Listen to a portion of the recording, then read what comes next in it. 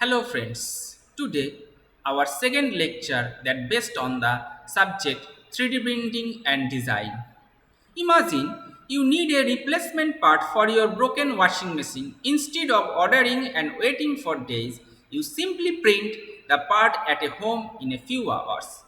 Think about how an inkjet printer creates images by layering ink. Now imagine a machine that does the same thing but with plastic, metal or even ceramics, building real 3D objects layer by layer fashion.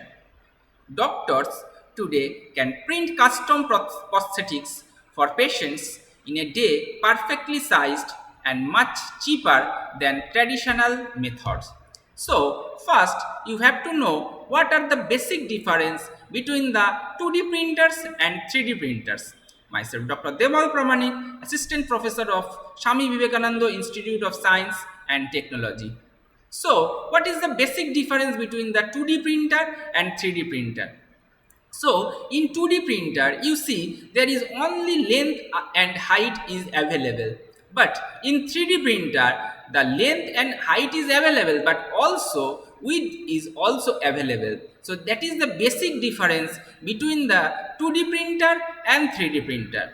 So, if we comparing the shapes, 2D means circles, 3D means cylinder. 2D in square, 3D means cube.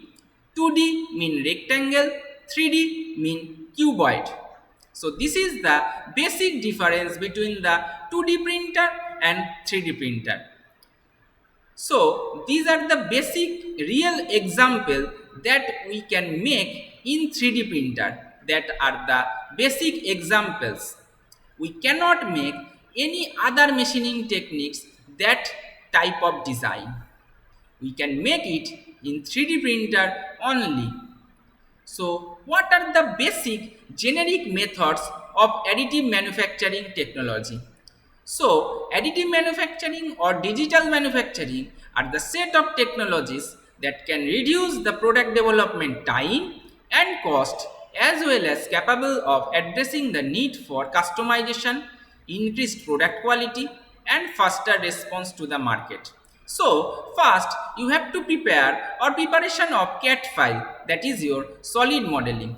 After that you have to create the generation of STL file. STL file means standard tessellation language.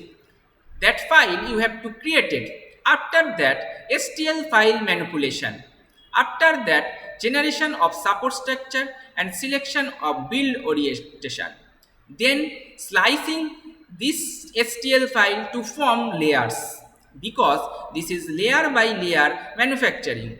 After that produce physical object, then remove part and support structure, and last this is post processing.